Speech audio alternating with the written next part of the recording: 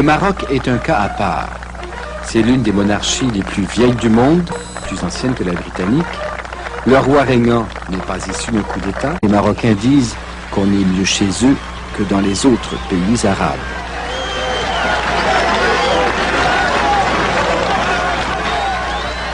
Il est du monde arabe, mais il a tourné son pays vers l'Occident. Où sont partis les bagages?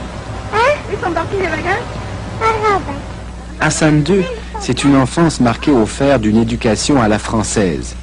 C'est aussi une enfance passée sous le protectorat français. Désigné prince héritier, il n'a pas encore 20 ans lorsqu'il va en France demander l'indépendance.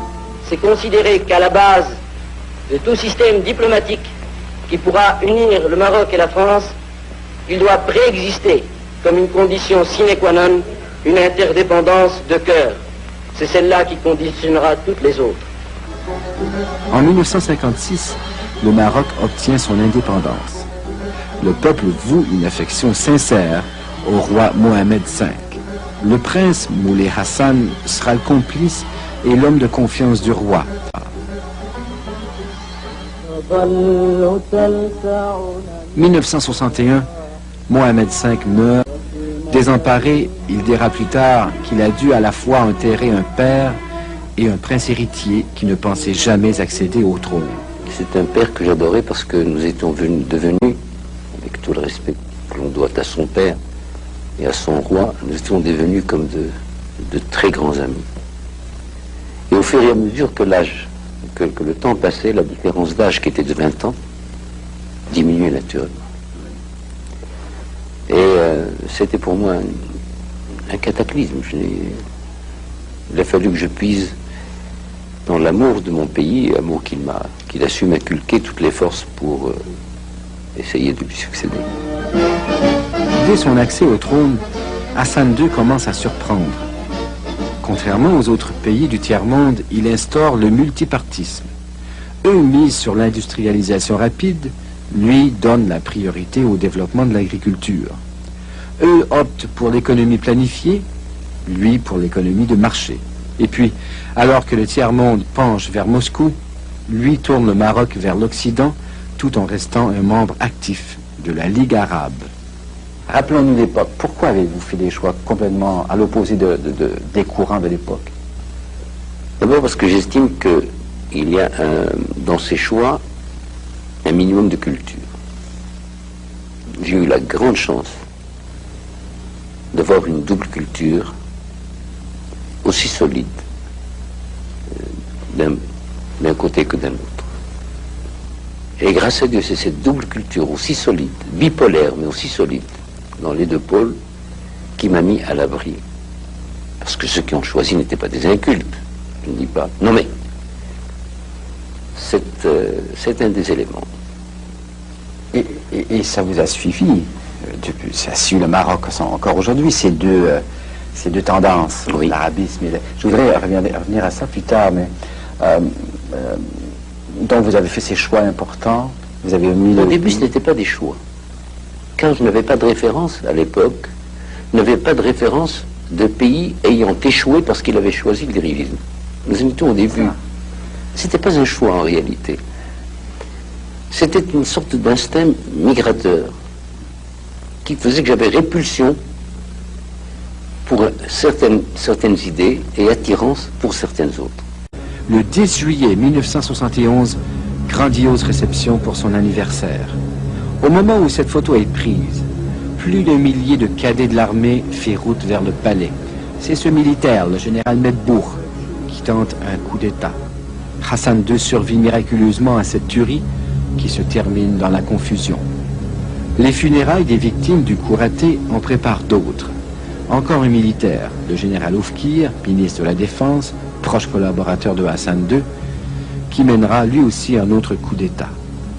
Un an plus tard, la chasse marocaine, sous les ordres d'Oufkir, tentera d'abattre en vol l'avion du roi qui est de retour d'un voyage en France. Ici aussi, il survit par miracle.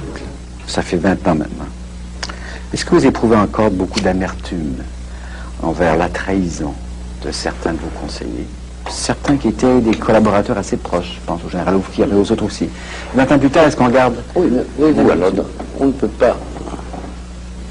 Déjà, quand on est... Tout homme a son double. Nous sommes tous des schizophrènes ou des gens ayant l'ubiquité, mais grâce à Dieu, qu'est-ce que l'équilibre? C'est le fait que nos passions contradictoires n'arrivent pas à l'exacerbation. Nous sommes tous contradictoires les uns avec les autres. Autrement, on s'ennuierait au fond de nous-mêmes. Oui. Alors, il y a l'homme qui a souffert de l'ingratitude. Mais il y a le roi du Maroc qui s'est dit, bon, nous avons essuyé 2 cyclones effroyables, 2 tornades, l'une après l'autre en moins d'1 an. Beaucoup de choses étaient un peu par terre, mais tout était propre. La pluie lave.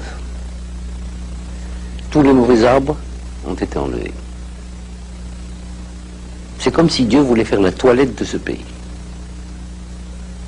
Comme si Dieu voulait que nous repartions sur un nouveau pied, avec une nouvelle analyse, avec une nouvelle prospective et une nouvelle introspective.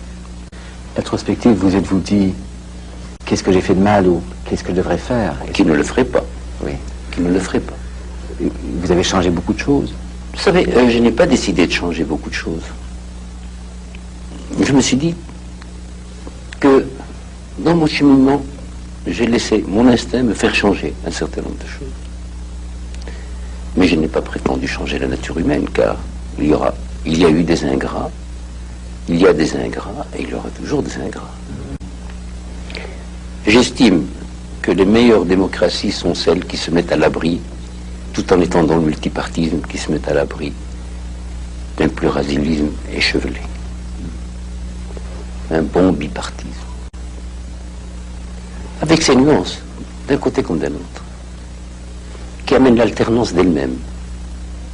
Oui, ben, comme Canada aux États-Unis. Canada comme les États-Unis, comme l'Angleterre. Ben, au Canada, dernièrement, là, il y a une émergence de petits régionaux. Enfin, je souhaite que vous...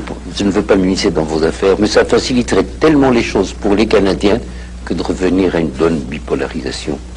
Comme ça, on ne se perd pas dans les rues. Je suis païen, Dieu me pardonne, que lorsqu'il s'agit de mon pays, et je suis païen aussi lorsqu'il s'agit de mes compatriotes et de mes concitoyens. Je les aime trop pour leur en vouloir. Et je pense qu'ils me rendent les mêmes sentiments. Disons que ce n'est pas encore le moment. La politique, c'est comme les récoltes. Il leur faut leur temps. Il y a parfois des sécheresses aussi. La 4e est restée au lit, elle dort encore. Mohamed V disait que les relations entre le roi et le peuple du Maroc étaient à la fois conflictuelles et affectueuses. Hassan II vit cette relation particulière avec les Marocains depuis maintenant 33 ans. Parfois, vous vous inquiétez ou vous vous interrogez sur la voie que suivra le prince héritier. Vous savez, il y a plusieurs écoles dans ce domaine, mais lorsqu'il s'agit d'un père, il n'y a qu'une seule école. On est toujours là, attentif, en disant, je souhaite qu'il fasse un bon parcours. Je passe mon temps à lui dire une chose, parce qu'il n'est pas facile de succéder à Mohamed V. Je passe mon temps à lui ressasser cette phrase de Pascal, le style, c'est l'homme. Je lui dis, je n'aurais pas dévié de ce qu'aurait fait mon père, que Dieu ait son âme, mais je l'aurais fait à ma façon. En essayant de singer mon père, parce que je l'aurais singé, je ne l'aurais pas imité. Il avait son style à lui. J'aurais certainement tout raté, je m'excuse du terme. Ce qui est important, c'est le but, la façon éducative et vertueuse. Mais le style, c'est l'homme.